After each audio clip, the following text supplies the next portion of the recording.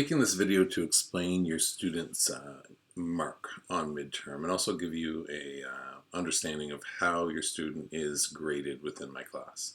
Okay, so we'll start off here with how I grade, because that's kind of the big part of how the mark comes out. Okay, so how I grade is using an outcome-based marking.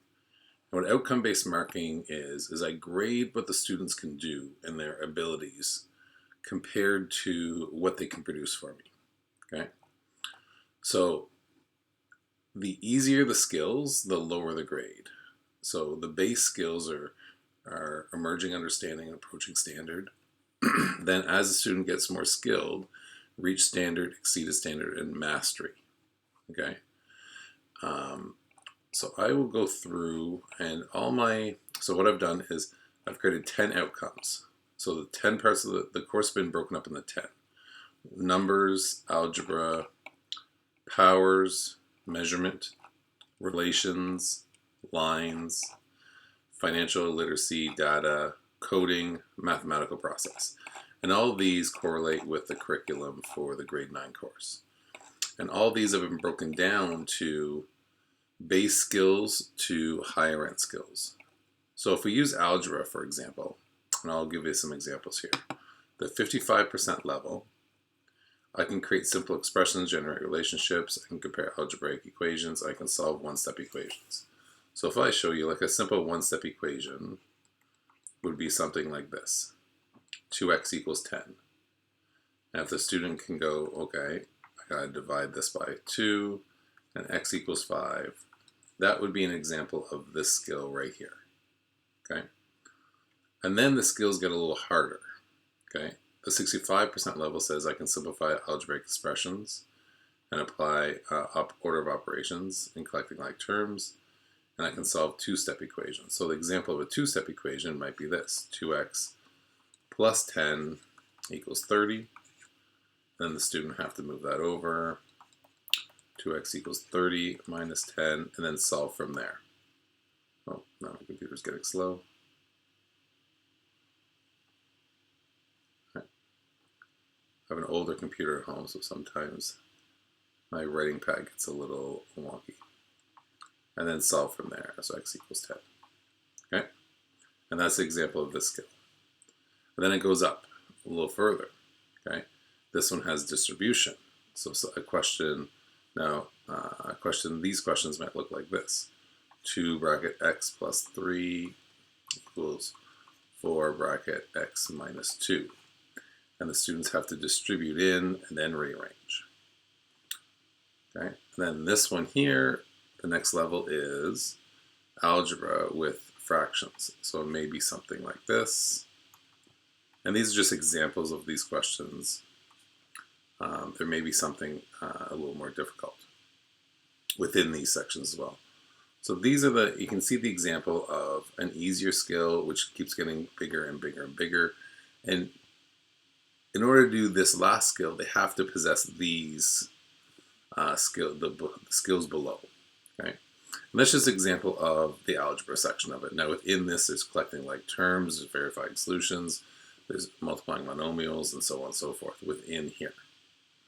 But this here's the progression. And if I see a student doing something within here, I will observe this. I'll make those observations, I record them, and then I go to their marking sheet and I make the little check marks to just show me what they've done. And I have the records elsewhere as we go. And I see the student do it. I put some check marks here.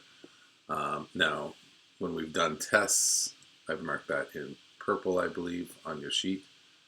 All right, that means they understood it. Now, if they made a small mistake, it's a dot. Now, a kid might have a couple of dots, but then they start getting it, and they'll get check marks as they progress. Right? And what happens through the year is I go through and I keep making observations, and their mark just does not come from tests. It comes from, it's called triangulation. But if this is the whole grade of the student, my goal is to have 3 sections of it. Okay, there's product, which would be any tests or assignments. Okay. There's also conversations. Okay, and the conversations come as students are working. I come up and I see they're working on a question. I'll come over and I say, okay, how did you do this question? Like if the student did this question over here, how did you do that? Why did you move the 10 over? Why is that a positive or a negative? And I'll ask questions to see what they understand. And if I see they understand the topic, right, I'll make a note and then I'll check that off, that skill, I'll check that observation, that skill off. And then there is observations. And observations may be just me watching them do work. I may see watching them work with other people. And maybe there's a student, I've had a student who is here before, who is teaching a student how to do this, is helping a student understand how to do one of the lower questions. And if I see a student explaining, I'm observing that student explain what they're doing, I can go back and say, okay, that person knows what they're doing. I'll watch them help the other student, and they can get grades out of that. And I always tell the students that a conversation is worth just as much as a test, or an observation is worth just as much. So help me out, show me, and share your knowledge. That's interesting, that stayed there. So I close this and open it. Right now my old MacBook is having difficulties. Oh, that's gone right now. All right, so that's how I grade. It goes up on a continuum for each section. So the skills get a little bit harder, and I observe the skills where they're at. I observe them either through product, when we have quizzes and we have tests, or some days we just have show me days where students can pick what they want to do, and they work on some questions. They can show me what they completed that day. And I may, like this past week, we did powers. We did scientific notation, and we've been working on powers. So on Friday, they had a chance to work on catch up on assignments, or they can complete a sheet that showed me that they knew how to do these things. And those kids who did it, I recorded it, and there we'll see, they were doing this skill, and they were doing this skill, and they're doing this skill. So if they worked all the way through, they're going to get check marks here, those observations. Now, hypothetically, if the kid did this once or twice, they may get a check mark there. But that does not mean they have that grade, because I need to see it consistently over time. Okay, so if they show me consistently over time, they have that skill, they'll accumulate observations and conversations there. But if it's just if they just have one here, this has more weight than the one time they showed me, okay, or one time they worked through it. Okay, so that's how I grade going through all of the items. Now, your student has this sheet and they can look at it. It's in their OneNote. Unfortunately, it doesn't work on their phone. For some reason, the link I have for it doesn't work on the phone, but if they go through, use a computer, and go through D2L to OneNote and find it there, it should pop up for them. And they can go look and see where they're at. Okay? And this is a live document, as in I'm going to keep upgrading and upgrading as well. So that's how I grade. Now the next little thing I want to go over is, how is the midterm mark determined? Right? So, oops, let's highlight that horribly. How is the midterm mark determined? Okay. So, because I spiral the course, like we do skills, like if we think of algebra, we learn the first skill, and then we learn the second skill, we learn the third skill, we keep building up, and so on and so forth. Right now, in some of the topics, let's say we've only done the first three. We've only done the 55, 65, and 75 level skills. We haven't done these skills yet. A great example of this is, where's my lines? Relationships. We've done these three things. We haven't learned about inequalities yet. So in this case, students, they could have shown me I can distinguish between linear and nonlinear. I can identify initial value and growth rate using these things. I can create a table of values and equation using this. So the highest grade they can get right here is a 75 because we haven't done these skills. Right. Now, if I go through all the items, the highest grade so far here is this. We haven't done enough of these yet for me to be comfortable. The highest grade here is actually a 100 here. But I haven't taught the whole class this skill yet. So this skill is still to come. So generally, 90% of the class is here. There's some students who in class have mastered this, so I move them on. And then I move a couple kids on to this one. Now, this here, to get 100%, that means I can throw anything at you, and consistently you're getting it right. I can change stuff up. I can include a question like this. I can include things that we've done. Plus 4 minus, let's go 3 bracket x minus 2 over 2 equals 4x. So I've mixed up a whole bunch of things. And if you can, I can give you a variety of those things and you can consistently get them right. That's mastery, okay? It's not consistency here, like I can do these skills. No, can I mix it up?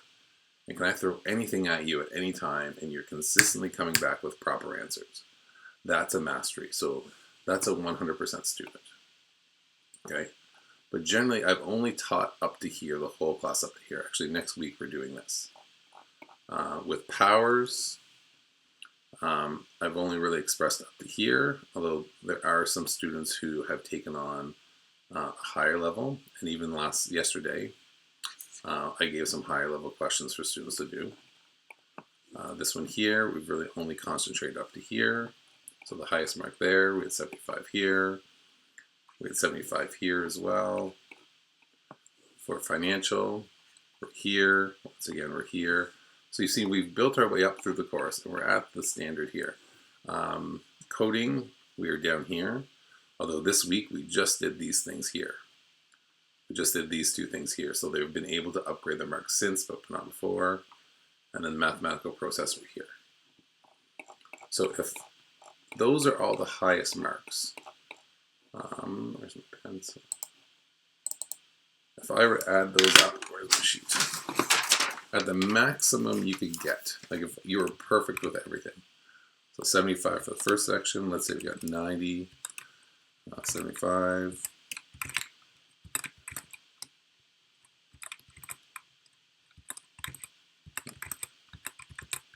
I got one short. 1, 2, 3, 4, 5, 6, 7, 8, 9, 10. So that's the maximum, hypothetically, for every section. If your student's doing great, and they're right where I want you to do, they're hitting everything that we've taught so far, that would be the kind of summary. 75 in working with numbers, that's my number, 75, maybe 90 in exponents. Now, even if that was a 75, I'll show you what the 75 after. Maybe they didn't get up there, so let's go, right? 75 and all the way up. What I do with the grade is I add them all up. Then I take that mark and I divide it by 10. So if you're right where I need you to be, your grade will be a 73, okay? Now, hypothetically, now the max grade I think I gave out was a 78 at the very maximum. And those would be kids who maybe moved on a little further here, who took the opportunity to show me, or further here, okay? But if you did, like if I change that to a 90, let's change that one to a 90. 76, so it'd be 76. So around 76 or 70, 77 or 78, depending on the class, that's their maximum grade. But if you're at a 73, you're doing everything at the level I need you to right now, and we're gonna move up, okay? So on your student's report card, you may see a 73. That does not mean that they're doing 73% of the course, and they're at a 73 compared to 100, right? This is their grade on the continuum at this moment. Hypothetically, if they don't build any more skills throughout the end of the year, they'll stay at a 73 because they have these skills. They have this skill, they have that skill. They have these skills, and that's where they're at. Okay? So that's where the 73 comes from. Don't be shocked if the mark is a 73 or 77 or 78 or somewhere around those lines. Okay, that's where their skills are at. And you can go look at their skill. They have a chart just like this in their folder, and you can see where the check marks are. You can see from there. And I'm going to keep adding through the semester. You can always go and check at any time. And the question might be, why don't I adjust the mark? Okay, why don't I go, let's say 78 was the highest. I go 73 divided by 78 equals a 94. So some kids are going like, why don't you just give me, where's my pen? Why don't you give me a 94%? Okay. I don't like to do that because using the outcome-based marking, I want the kids to focus on what skills they need. What skill am I trying to get better at? Not a number. If you see on their test, they don't get a number back on their test. They don't get this mark back on their test. They get back where they are. So I want a student, and we'll go back to algebra here. I want the student to understand, this is what I can do. Okay, that's the skill I have. How do I get better? How do I have that growth mindset of getting better? I want the students to have a growth mindset of how do I get better? I want those kids to understand I can get better by learning how to do this. And that's their focus, is learning how to do this. And it's really nice because some students may be here right now, right? And they can look and go, and they can come look at their sheet and say, how do I get better? Well, how do I get better? Is I need to do this. I need to work on this skill. So it helps people see, I want kids to be a growth mindset. How do I improve? How do I get better? And the way we get better is by looking at what we can improve at. And I feel sometimes if I give the kid a 94, right? They'll look at that number. They just look at the number instead of what skill do I want to get better? What skill do I need to get better?